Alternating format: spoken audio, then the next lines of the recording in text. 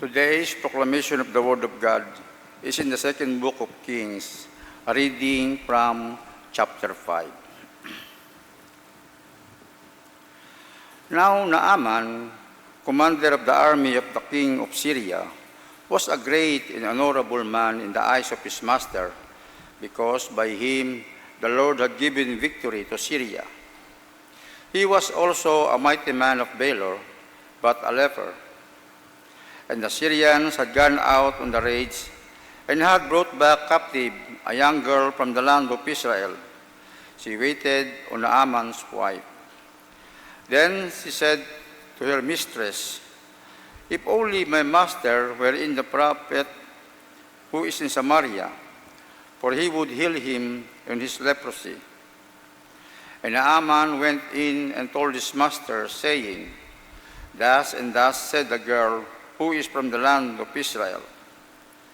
Then the king of Syria said, "Go now, and I will send a letter to the king of Israel."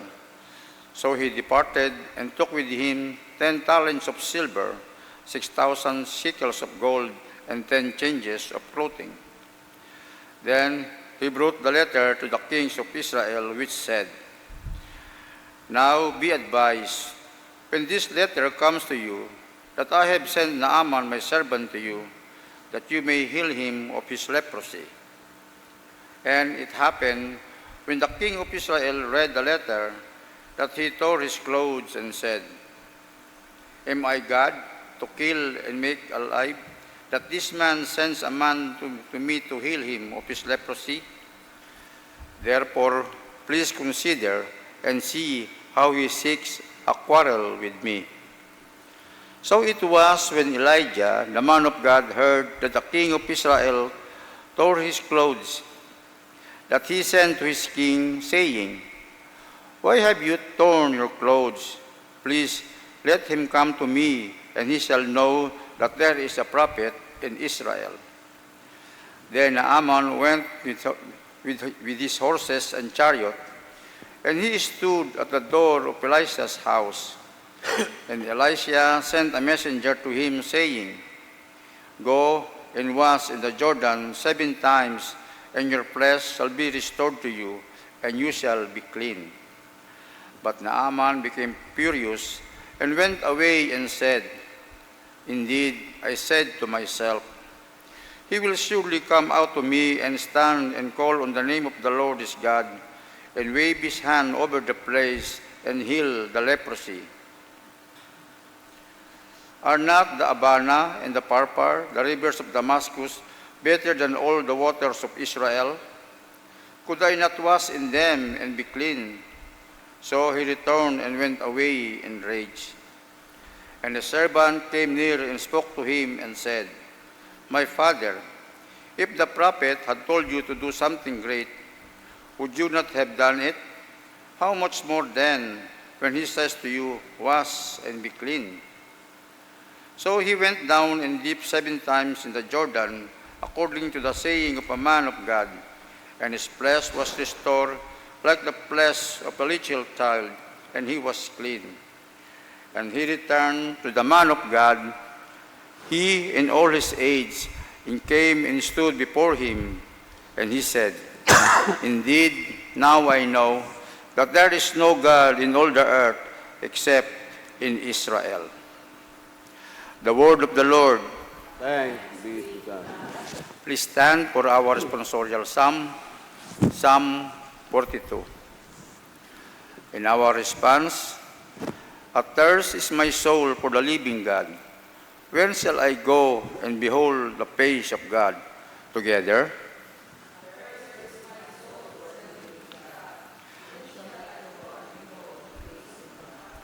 As the deer pants for the water brooks, so pants my soul for you, O God. Response.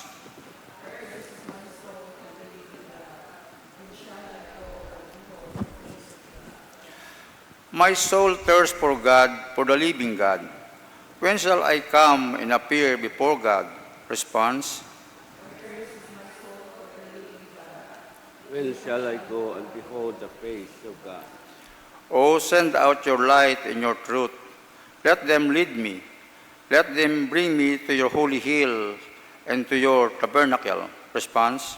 Accursed is my soul for the living God. Where shall I go and behold the face of God? Then I will go to the altar of God, to God my exceeding joy. And on the harp I will praise you, O God, my God. Response. Accursed is my soul for the living God. When shall I go and behold the face of God? Glory be to the Father, and to the Son, and to the Holy Spirit. As it was in the beginning, is now, and ever shall be, world without end.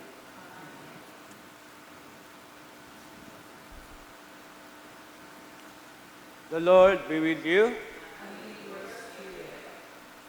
The Holy Gospel of our Lord Jesus Christ, according to St. Luke, chapter 4. Glory to you, Lord.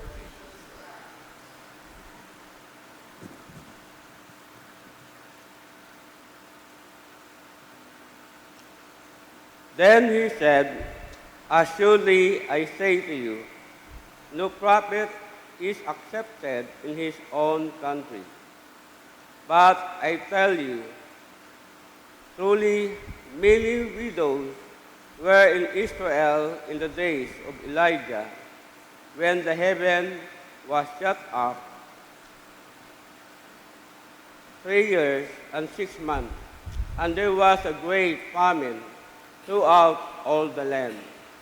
But to none of them was Elijah sent except to Sarepta in the region of Sidon, to a woman who was a widow.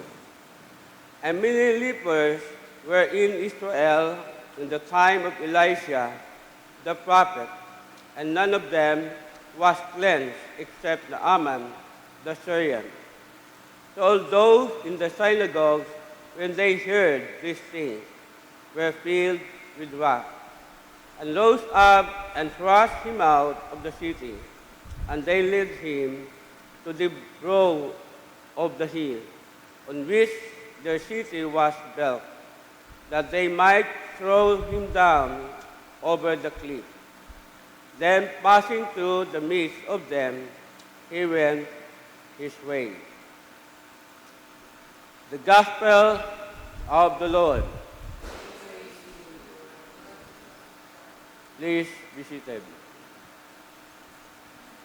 Sa aton nga Gospel ya sa St. Luke chapter 4, verse 24 to 30. Na kung siin naghambal atong Ginoo sa verse 24. Then he said, Assuredly I say to you, no prophet is accepted in his own country. Haman nakahambal atong Ginoo kara sareho sa mga tao na kung siim hindi ginagalang ang isang propeta doon sa andang lugar. Dahil sa ano nga rason? Dahil wasanda nagapati sa gimpadaya it Ginoo. Mismo atong Ginoong Hesus gimpaday mo sa iyong lugar pero ay mapagpatiha. Hamaan dahil kailangan nanda si Jesus Christ nga nga ni Jose isang ka-carpenter. So makita natin, walang na nakita yung trabaho ka atong Ginoo kung paano nagwali matulong ang Diyos, nagpamayad sa masakit, anong abo mga milagro, ginhimo ng atong Ginoo sa iba't ibang lugar. Pero pag abot sa ibang lugar, di mo kahimot abong milagro dahil hamaan. Puna imaw. Agway mo ginapatiha it mga tao. Ngani, gipaubot-ubot ko atong Ginoong Hesus yung mga tao kara. Kundi sanda man na magbaton sa anang himo mga milagro, atong Ginoong Hesus ubay magmilagro sa ibang lugar. Agdoy niya pakita man katong pagpadumdum, kita, kung siin kita hamutang sa lugar, at kung siin kita star, yan representante man kita bilang mga gimpadaga it ato ni Ginoo. May pabot, duminsay Diyos sa mga tao. Pero may mga tao gim, wa na ila. Ang may mga tao mata, may naila kimo magpamati. Pero ban, no? Wa kimo naga pati. Ag yun na-experience ko ron sa akon nga kabuhi. Maigmangod. Ag siguro mambal nato niya, haman ngawa sa nagapati, no? Ay, dahil kilala kananda. Pero, importante, haubra naton do, obligasyon, bilang representante ko ato niya Ginoo, may paabot do Ebanghelyo. Ang makita natin kara, kung mga tao, ano ginapaabot if isang propeta o leaders ng simbahan, kung di mawala, wagapati, kung katumpay, may pagkamatigay, ugo, no? Kung makita natin sa kabuhi ni Naaman, na imaray siyang akitungin, no? Siya akitungin, inhambay mo ka ng hari na mag-atoy mo sa lugar Israel. At si Naaman nag-atoy mo ito, agnamit na si Eliseo, si Elisha, siyang kapropeta. Aging hambala ni Mau, kung gusto man ni mo magbayad, umusob ka man ito sa lugar Jordan. Ano ba sa atong first reading sa 2 Kings chapter 5. Pero ano reaction ni Naaman? Sa kabuabo man ang lugar manami na pwede naton kapaligsam, igna pa man sa lugar Jordan. Pwede man ito sa Damascus, Parpar, no? Abana, manami. Malimpyo pa. Pero, huwag ilimanag, pamati ko ang bako, propeta. Pero magmanghod, gapati ba ka mo, maliban sa mga propeta o leaders simbahan, may ginagamit do Ginoo? Amen. Alim sa verse 17, sa atong reading sa 2 Kings, may ana nga katulong, di ba? Gi-encourage mo, gi-challenge mo. Di ba hambani mo kung ano kimo gipaobra if siyang kapropeta, bisa ano kabudlay, obrahon mo. Siguro, na-realize mas kunana, kung naman sa atong kabuhi, napilit natin sa atong gusto, di ba? Ay piling natin ay tama sa atong ginobra. Pero, gi-encourage mo. Na-realize na mali ang ginobra. Kumbaga, ginapairan na nasa kabuhi nga, dayat atong gusto. Sige, mawalat na siyang katawa doon. At siguro, ma-experience man natin na kung naman, atong gusto masunod, pero dayat na gali. No? Katulad kita naka-realize, ay, tama si brother, tama si sister, no? Tama si pastor, tama si bishop, o tama atong pari, turo. Ay kung naman atong pride na pairal. So makita natin na sa lato ng pag-isipan ni Naaman, ay, insunod na. Nag-antay mo sa lugar Jordan, nagpaligos, 7 times nag-usob. Ang makita natin do, resulta. Nabuon na duwa ng sakit ng kitong, anong pamanit kapaliko, yapsag, nga makilis daan nga balat. Agdayan na dumduman na akon sa akong kabuhi. Ito ko sa ospital, sa Iloilo, bago kami ging opera, namit na akong din yaking nga retired nga police. Di nakaagil tayo mait operasyon sa Tinai.